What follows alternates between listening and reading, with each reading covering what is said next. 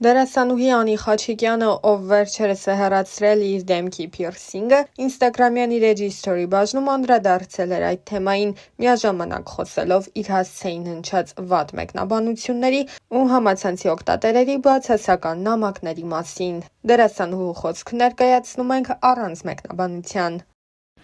Հոս եկած եմ քիչ շփվենք իրար հետ։ Ոմանք ինձ ասած են Անի ջան Փիրսինգ ինչու ըրած դու նուրբ բնական աղջիկ ես, քեզի սազական չէ։ Ոմանք էլ ինձ ասած են ախանի ջան ինչու այդ փիրսինգը հանեցիր, ախր քեզի շատ կսազեր։ Ես ուզում ասեմ բան չէ, աղվոր է, ամեն բան աղվոր է։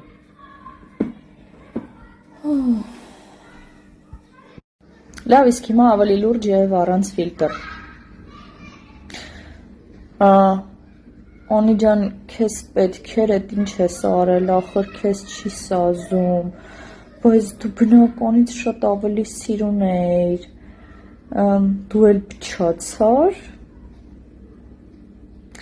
Չեք հավատա, բայց եթե ինձ մնար, ես ավելի վաղուց արած կլինեի փիրսինգ, միշտ ուզել եմ ու հաստատ անելուց հետո էլ չէի հանի։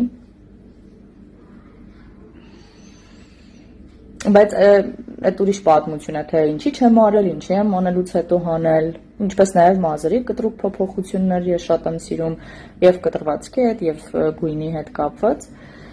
Ու համբերատար այս բոլոր մեկնաբանությունները կարդում էի հասկանալով իհարկե բոլոր կարծրատիպային մոտեցումները, ուզում էի մի օր անպայման անդրադառնալ էլի այս ամեն ինչին, այդ օրն է եկել։ Մի խոսքով, քանի պարապի մասի վերջապես ասեմ, կարող է չգիտեիք, բայց մարդու արտաքինի ցանկացած դրսևորում եւ կերպ դա կլինի piercing, տատու, մազի գույն, ձև, չափ,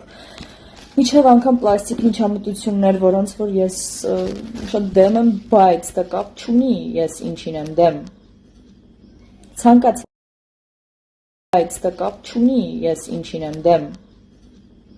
Ցանկացած բան արտահայտում է մարդու ներաշխարհը։ Դա ինքնաարտահայտման կերպ է,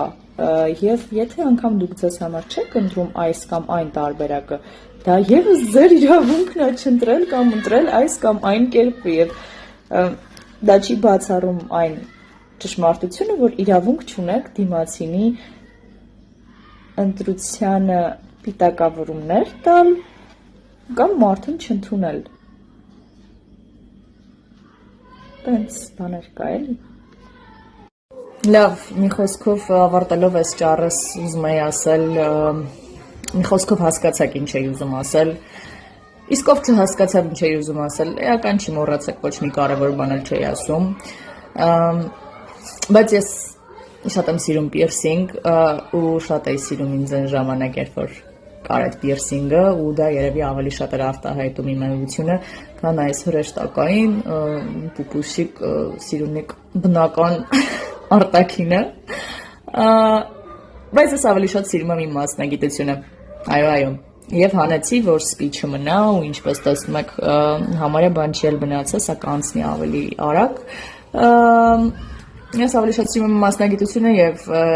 ես հաստատ չէի ուզենա կորցնել ինչ-որ հետաքրքիր դերի առաջարկ, պատմական կամ 50-ական, 20-ականների, մենակ նրա համար, որ ես ունեմ ինչ-որ սպի,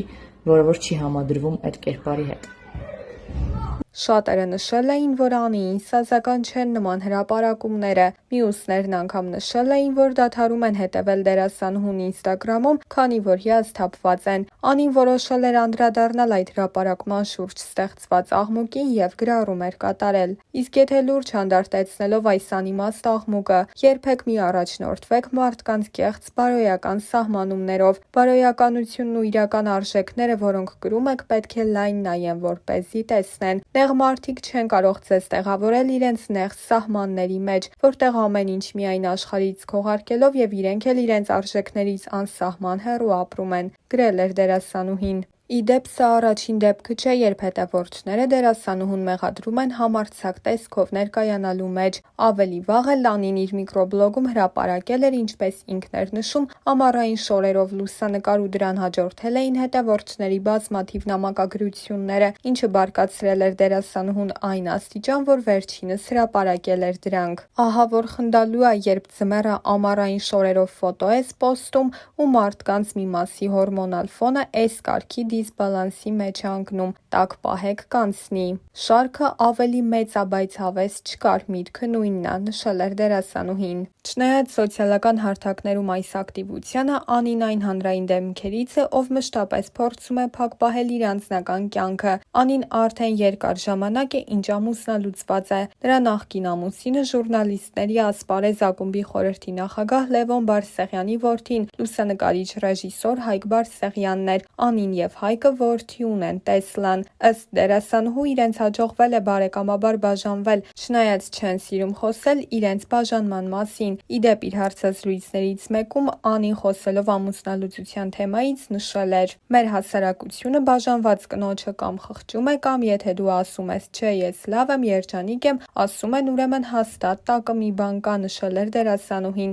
Տարբեր նամակներից կամ անմիջական շփումներից ելնելով հասկացել եմ, որ մարդիկ հիմնականում խղճում են ինձ, չգիտես ինչ ասես այդ մարդկանց։ Մի խղճացեք ինձ, ուղղակի ընդունեք, որ ես բաժանված եմ։ Պետք չէ ինձ խղճալ, չեմ կարող բացատրել, թե ինչքան անհարգալից ու վատ արձագանք է դա, անկեղծացել էր Անին։ Ու չնայած թեմայի լրջությանը, դերասանուհին մշտապես փորձում է հումորով արձագանքել նման խոսակցություններին։ Վերջերս էլ նա ինստագրամյան իր էջում հարց ու պատասխան էր կազմակերպել։ Դրա շրջանակներում դերասանուհուն ամուսնության առաջարկություն էին արել, ինչին ի պատասխան Անին գրել էր. «Էն ամուսնությունների վերաբերյալ կարող եք հերթագրվել, ձեզ կկանչեն հարցազրույցի»։ Հավելենք, որ բավական տևական ժամանակ համացանցում քննարկվում էր դերասան Հայկ Հովհաննիսյանի եւ Անի Խաչիկյանի հավանական սիրավեպը։ Հայկը ինստագրամյան իր էջում անգամ կադրեր էր հրապարակել, որոնցում ռոմանտիկ անակնկալ է անում լուսամուտից Անիին ծաղիկներ նվիրելով։ Հոլովակը միանգամից լայն տարածում էր գտել եւ նոր խոսակցությունների առիթ դարձել, սակայն այդ կադրերն արվել էին նախագծի շրջանակներում։ Անի Խաչիկյանը շատերին հայտնի է որպես դերասանուհի, սակայն քչերը գիտեն, որ իրականում Անին մասնագիտությամբ կինոգետ է, եւ անդրադառնալով այն հարցին, թե ինչու ընտրեց հենց կինոգետի մասնագիտությունը, նա նշել էր. «Երկար պատմություն է, ուզում էի դառնալ ռեժիսոր, թե ինչու, դա էլ առանձին պատմություն է։ Ընդունելությանս քննություններին պատրաստվելու, պարապելու հնարավորություն չունեի։ Երբ ինքնուրույն սկսեցի պարապել, հասկացա, որ շանսերս մեծ չեն։ Առաջին հայտով դիմեցի ռեժիսորական, երկրորդ հայտով ուզում էի դերասանական բաժինը նշել, բայց մեղմ ասած հասկացրին, որ խաղն առած է սուդյան ծախած, այնպես որ երկրորդ հայտով դիմեցի կինոգիտության բաժին, որտեղ մրցակցություն չկար։ Այսպիսի դասական ընդունելության պատմություն։ Արդեն երբ քննությունները հանձնել էի, առաջին հայտի մասին սկսեցի էլ չմտածել, կարծելով, որ երկրորդ կուրսից ուղղակի բաժինս կփոխեմ եւ կգնամ ռեժիսորական։ Այդպես էլ ավարտեցի թատերականը կինոգետի որակավորմամբ։ Ամեն դեպքում ռեժիսորական կուրսերի հետ շփումներս ինտենսիվ էին, հասկացա,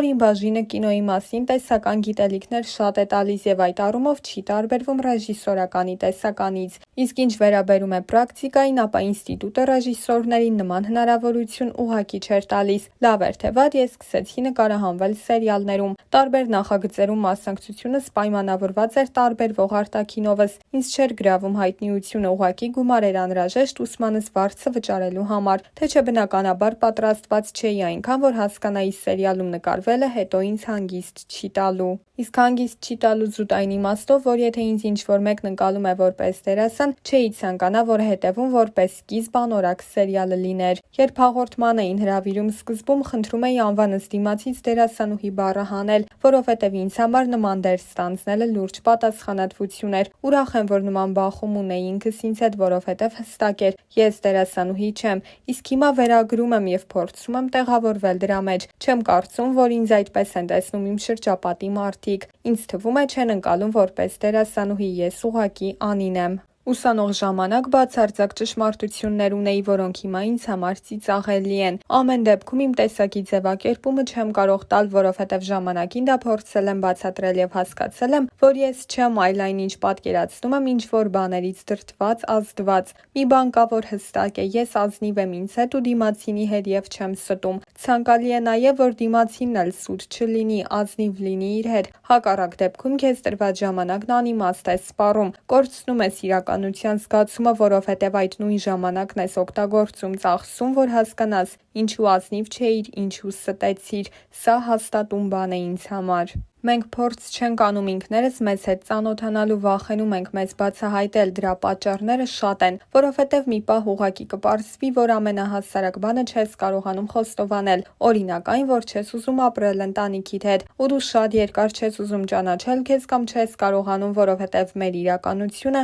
նեղացնում է ինքդ քեզ ճանաչելու փորձերը։ Ազատությունն ու անկախությունը շատ ավելի լայն իմաստով, շատ ավելի շատ էլեմենտներով ու հետևանքներով ինձ վանում է համակարգերից եւ կանոնակարգված պրոցեսներից։ Օր, ժամ, շաբաթ, տեղ, սրանք ինձ համար ինչ-որ իմաստով էլի համակարգային բառեր են։ Ես հասկանում եմ, որ բաց դաշտում կենդանիների համար ներկայացում չեմ կարող խաղալ, բայց միաժամանակ չեմ կարող ստանձնել թույլ համակարգային պայմանները, որոնք էլի ինձ զրկում են իմ մասնագիտական փորձարկումներից։ Բոլոր գործատուներն ինձ հետ տանջվել են պայմանագիր կնքելիս, որովհետև ցանկացած տող կարդացել եմ առնվազն 2 անգամ, համարելով, որ իմ ոլորտի օրինականությունը գոնե իմ ձեռքով պիտի պահպանվի։ Սա ամենապարզ օրինակն է, իսկ առհասարակ համակարգն իր մեջ համակարգ է պարունակում, այդ մի համակարգը մի այլ համակարգ։ Դու ուզած-չուզած գլոբալի մաս ես, բայց կարող ես գլոբալի մեջ կատարել փոփոխություն։ Հնարավոր է դա անվանվի համակարգային փոփոխություն, բայց հենց դու կարողացար փոփոխության միտվել, այդ պահից ներքին զգացում ունես, որ դու մաս չէիր։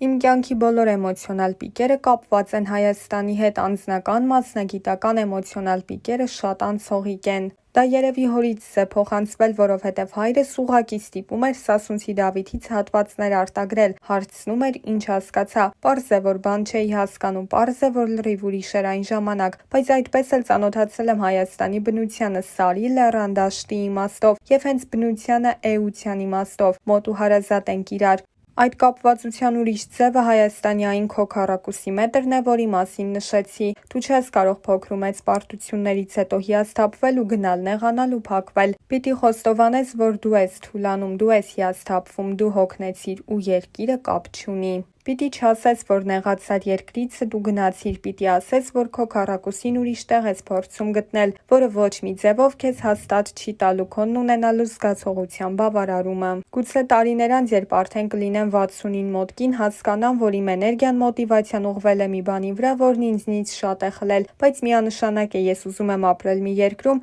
որտեղ նման հարցերն ուղղակի ակտուալ չեն լինի, որտեղ օլիգարխի դեմ պայքարելը կլինի ուղղակի անհասկանալի օրինակ այդ ժամանակի երիտասարդի համար։ Ես ուզում եմ ապրել մի երկրում, որտեղ առավոտյան լուրը լինի այն հետիեզերքում մենք ինչպես նոր բան բացահայտեցինք։ Այն, որ մեր ֆիզիկոսը կամ քիմիկոսն ունեցավ լուրջ հաջողություն այսինչ փորձի ընթացքում, որ մեր երաժիշտը վերադարձավ, բայց հյուրախաղերից, եւ դու լսես լուրը, համարես բնական, ոչինչ արտառոց չլինի, դուրս գաս փողոց ու արևը զգալով գնաս ուզածդ տեղն առանց մտածելու ազատությանդ, անկախությանդ, արժանապատվությանդ հետ կապված հարցերի մասին։